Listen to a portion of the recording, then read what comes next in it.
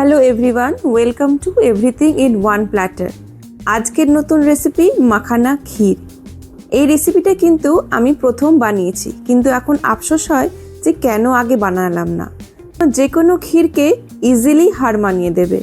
তাহলে শুরু করা যাক নতুন রেসিপি মাখানা ক্ষীর।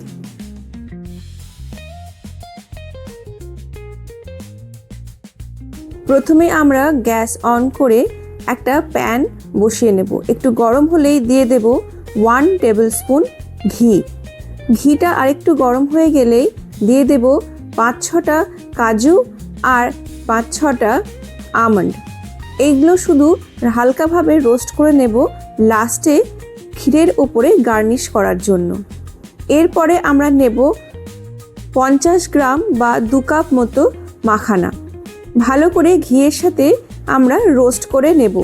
মাখানা রোস্ট না করলে পরে ওর কাঁচা ভাবটা যায় না আর কুরকুরেও হয় না। আমাদের রোস্ট করা হয়ে গিয়েছে।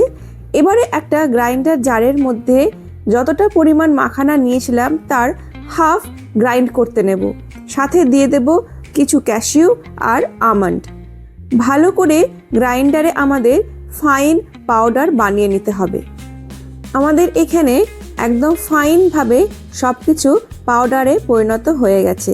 আর বাকি যে রোস্টেড মাখানা আছে সেটা আমরা রেখে দেব পরে ব্যবহারের জন্য।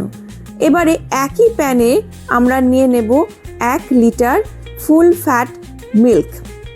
দুধকে ভালো করে গরম করতে হবে আর ফুটে যাওয়া অবধি ওয়েট করতে হবে। বারবার নাড়তে হবে যাতে তলায় দুধটা লেগে না যায়। এরপর দিয়ে দেব কিছু কেশর বা স্যাফরনের স্ট্রিংস, সুন্দর গন্ধ আর কালারের জন্য।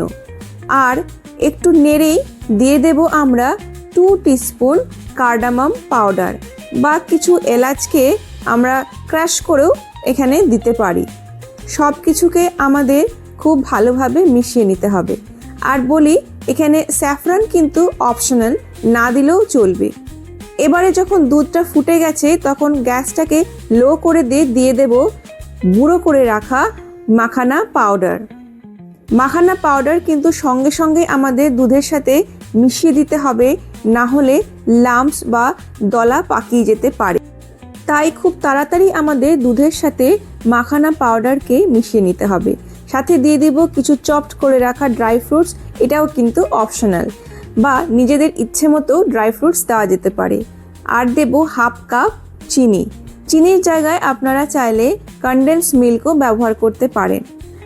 বারবার নাড়তে হবে যাতে আমাদের দুধ লেগে না যায় বা পুড়ে না যায়। এবারে দিয়ে দেব বাকি রোস্টেড মাখানা। সব কিছু একসাথে মিশিয়ে নিতে হবে আর 10 থেকে 12 মিনিটের জন্য রান্না করতে হবে যাতে দুধটা আরেকটু রিডিউস হয়ে যায়।